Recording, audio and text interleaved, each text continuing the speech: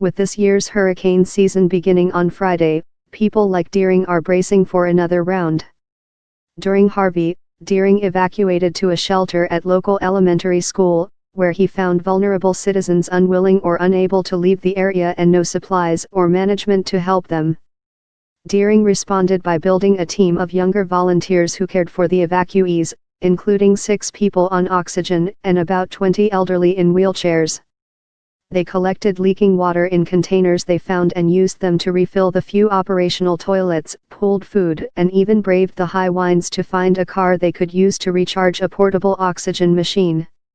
Rockport's pain last year was just the start, however. In addition to Texas, hurricanes walloped such places as Florida and Puerto Rico, causing scores of deaths, hundreds of billions of dollars in damage, massive power outages and devastation to hundreds of thousands of structures. Brock Long, an administrator for the Federal Emergency Management Agency, said on Wednesday at the National Hurricane Center in Miami that the fallout from last year is still being felt. We've helped more people in the past 6 months than the agency has dealt with over the last decade, he told reporters of the about 5 million people who registered for FEMA benefits. U.S. forecasters expect the 2018 Atlantic hurricane season will be near to above normal in number and intensity of storms, the National Oceanic and Atmospheric Administration's, NOAA, Climate Prediction Center said in May. The forecasters estimate between 1 and 4 major hurricanes, packing winds of 111 miles per hour, 178.6 kilometers per hour, could develop this season. About half of the 10 to 16 named storms will be hurricane strength with winds of at least 74 mph, 119 km per hour. It has been almost 9 months since Harvey dumped nearly 1 trillion gallons, 3.8 trillion liters, of water on the U.S. Gulf Coast, killing 68 people and causing an estimated $125 billion in property damage. About 18,000 people in Texas remain in temporary housing a year after the storm, down from some 61,000, John Sharp, the head of the Commission to Rebuild Texas told state lawmakers this month. After Harvey, Houston passed an ordinance requiring certain dwellings to be raised to the floodplain for the highest flood levels in 500 years to plus 2 feet, 61 centimeters, as Harvey was the city's 5th 500-year flood since 2010.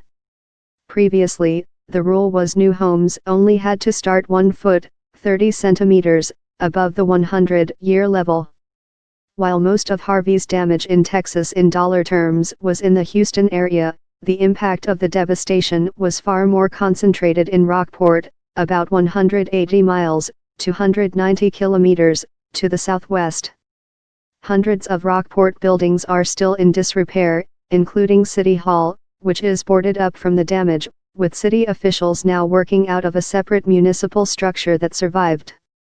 Rockport Mayor Patrick Rios said the top priority now is bringing back affordable housing for residents, many of whom lost their homes after the hurricane pounded the city with winds of about 130 miles per hour, 210 kilometers per hour, and storm surges of up to 13 feet, 4 meters.